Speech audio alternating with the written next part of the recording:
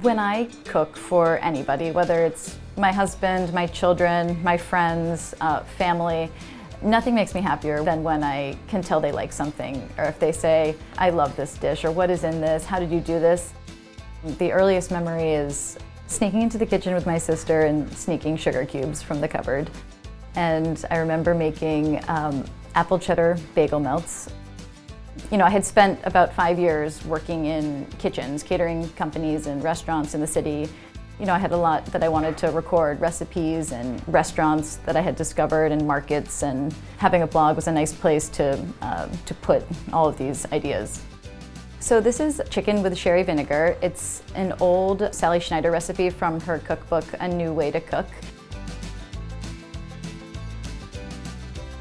You start by sauteing a shallot in a little bit of olive oil. You add some diced tomatoes and a little bit of mustard and saute it for another minute or so.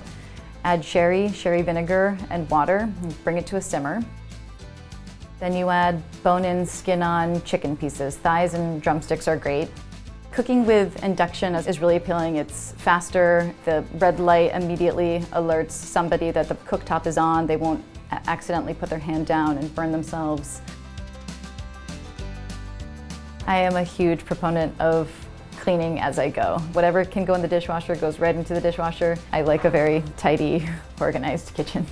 I find cooking with the 4 children all at once very challenging. I try to stick to really simple projects. We'll make banana bread or zucchini bread, and I try to make sure I give them each a task and make sure it's fair and equal.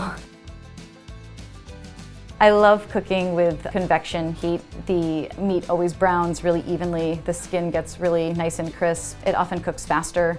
It's a really nice feature. It really is something that I would serve year-round. In the summer when the tomatoes are fresh, I love it. You can serve it with grilled bread and grilled asparagus or a nice summer salad greens. The flavors, I think, are really nice year-round.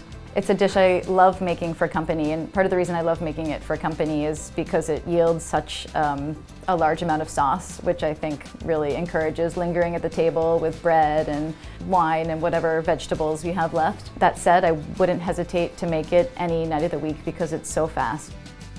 When I hear from somebody who has made a recipe that I've posted on Food52 or on my blog, that makes me even happier, you know? So at the end of the day, if I can make somebody's time in the kitchen more enjoyable or encourage them just to cook in general, then I feel I've done, you know, good work, and that's really satisfying.